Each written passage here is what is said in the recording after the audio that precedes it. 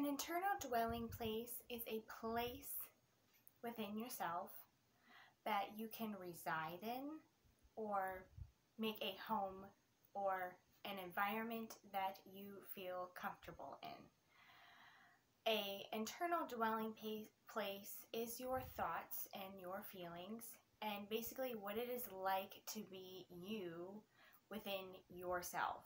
So how you feel within your internal dwelling place is how you will exude yourself to the external world. So oftentimes when people do not feel secure or safe, they do not have a place or a safe place within themselves that they feel they are comfortable in. They feel that their external environment is kind of busting into their, basically their internal dwelling place. So they're going to react in either anger, frustration, try to recoil within themselves, or it's always an effort to feel safe or secure. It's very interesting that when people don't feel safe or secure, that is actually a very big, predominant, I would say it's more of a ability to feel safe. Like human beings really would like to feel secure, and when they don't, it becomes a major problem. They typically develop coping mechanisms or unhealthy habits. They might exude a lot of hermit tendencies or basically a lot of isolation tendencies. They tend to really want to try to preserve themselves, and then when they can't, they start to grasp at other options, at basically anything that they can. So a place that you can go to that you feel is safe within yourself is going to help create more of a security. Now, if you don't feel comfortable within yourself, it's going to be really difficult to do this. I do have a lot of videos that entitle Shame and Guilt, and when people don't feel comfortable within themselves, there's usually a lot of shame that is involved. So if you guys would like to check out those videos, I will leave those in the description box below. So to create a safe and warm dwelling place, you will have to be comfortable with all parts of yourself. So people are under the misunderstanding that you either have to be the devilish side or the angelic side, and you can't be one or the other. So basically, people think that there are two different types of, they're like the opposites of the same, they're opposite sides of the poles, when actually they're entirely the same person. If you're familiar with people or individuals that are quote-unquote fractioned or split apart or fragmented, you will understand that it's basically the same person. Now, all fragmentation is basically parts of yourself that has been split in order to adapt to a specific event or environment, right? So it's all the same person, but you basically have adapted to this environment. So the beauty of fragmentation is you get to become what you need. So let's say a person becomes triggered, right? So all a trigger is basically your subconscious coming to light and telling yourself as an individual, I can protect myself now when I couldn't protect myself then.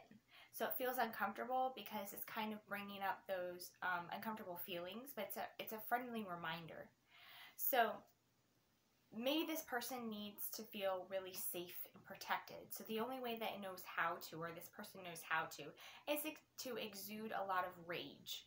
Now, obviously rage is a couple of steps higher than anger, but the belief, the common belief, or the basically goodness that comes out of rage is that, one, I know how to set boundaries. Number two, I know what I do and what I don't want. And I have a way of protecting myself. Now, whether rage is to basically keep people out or not having the ability to basically the quote-unquote better way to basically adapt to a situation, it's still a boundary, and you're still becoming what you needed in a situation that you probably didn't know how to do that. So congratulations, you learned boundaries. So this is basically a positive intent of what rage is. It's basically to protect yourself in aspects of within your life that you may not have known how to do that. So basically, a rageful person and a loving person, it's still the same person. It's just the way that they are basically exuding what they need. So to create a safe dwelling place, you will have to accept and love all of those different pieces or those mosaics. If you notice in a lot of my videos, I say that people are mosaics because there are pieces and fractions of different life events, different personalities, different traits that make up an entire art piece. So to create a safe and dwelling place within yourself, it's going to be extremely helpful to find what it is that you feel like secure with, or what you would really like to embody within this internal world. And a dwelling place is going to be a place that you can always go to. Now, it doesn't mean to basically put your head in the sand, but it is a place that you can always go to in order to feel secure. And it kind of a reminder to your brain that I can feel good. I have the ability and the capability to feel secure within myself. And I also have the ability to meet my own needs. So let's say, for example, you're really able to create an internal world or a safe dwelling place. What kind of environment would it entail? What is a place that you can feel safe and warm in? A lot of people like to wrap themselves in blankets or robes, fabrics, things that are really soft and soothing. People that have a need to feel nurtured like a space of being held. So it's very interesting, and it might be actually really helpful to imagine the self or yourself, the protector part of yourself within this dwelling place, as a place or a person that kind of steps back behind the thoughts, behind the feelings, and behind all of basically your personality traits, or basically your ego, and to have this all-seeing eye or an all-seeing watcher as a protector. Now, it is yourself, and I would like you to imagine that it's very infinite, very beautiful, kind of a person within yourself that is able to always be there to hug or to hold or to nurture yourself. This is a person that's going to be there unconditionally for you, and it will always have your back. Some people like to imagine that this person is like always has like really large arms and is always like encompassing or basically wrapping their arms around themselves. So this is going to be very helpful if you're a person that doesn't feel safe a lot. This also tells your mind and your brain that I can't protect myself.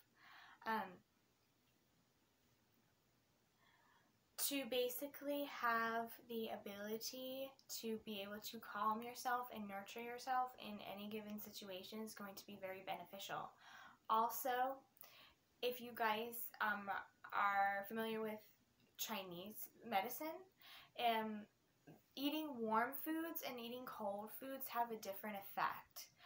Eating hot tea versus cold tea has a very effect on your body. So eating a lot of warm foods that's kind of like nurturing is going to be really helpful.